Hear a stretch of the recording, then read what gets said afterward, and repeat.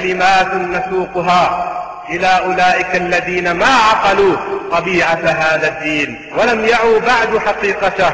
وليتهم اكتفوا بتخاذلهم وقعودهم عن الجهاد لهان المصاب إذن، ولما انشغلنا بتوجيه اللوم لهم، ولكنهم أبوا إلا أن يؤتوا على هذا القعود والتخاذل الصبغة الشرعية، فخرجوا على الأمة بمناهج دخيلة على ما كان عليه سلف الأمة وعلماؤها، كانت بمنزلة معول الهدم في بنيان هذا الدين. شعروا أو لم يشعروا حقنوا أجساد أبناء هذه الأمة بجرعات من التخدير والتكبير، وعقدوا على ناصية رؤوسهم ثلاثة، وكلما هم أبناء الأمة لينفضوا غبار الذل الذي تغشاهم ويهبوا نصرة لدينهم ودفاعا عن حرماتهم نادوا عليهم أن ارقدوا عليكم ليل طويل. وتلك الأيام نداولها بين الناس، تلك الأيام نداولها بين الناس، لا تهين الفقير علك أن تركع يوما والله قد رفعه، إن مقادير العباد بيد من لا يغفل ولا ينام. يقول الإمام أبو حامد الغزالي رحمه الله تعالى: كنت جالسا في المسجد ألقي على الناس دروس العلم، فنظرت أمامي والمسجد غاص بالعلماء، وجدت أمامي 800 عالم، لو وزع علم واحد منهم على أهل الأرض لوسعهم جميعا، فخشيت أن يدخل الغرور نفسي، والغرور مقبرة النجاح.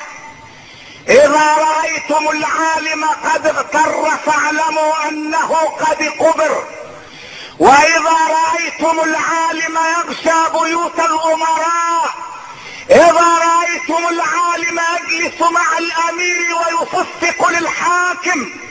إذا رأيتم العالم يصفق للحاكم فقولوا له: أيها العالم جعلوك قطبا، أراحوا عليه رحى ظلمهم،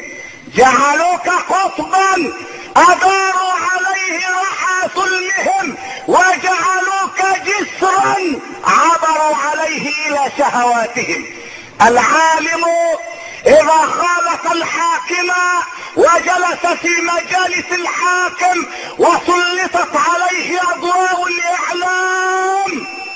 فاحذروه، احذروه فإنه مغشوش، احذروه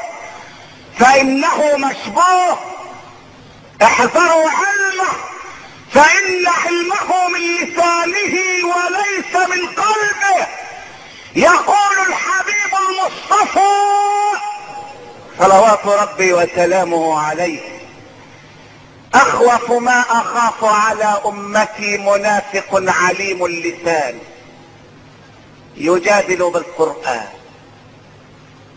أخوف ما أخاف على أمتي منافق عليم اللسان يجادل بالقرآن، يجادل بالقرآن.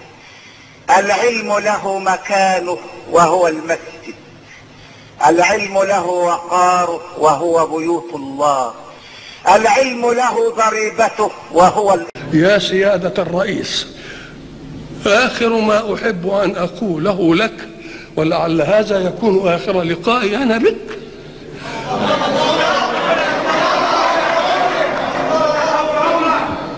إذا كنت قدرنا فليوفقك الله، وإذا كنا قدرك فليعنك الله على أن تتحمل.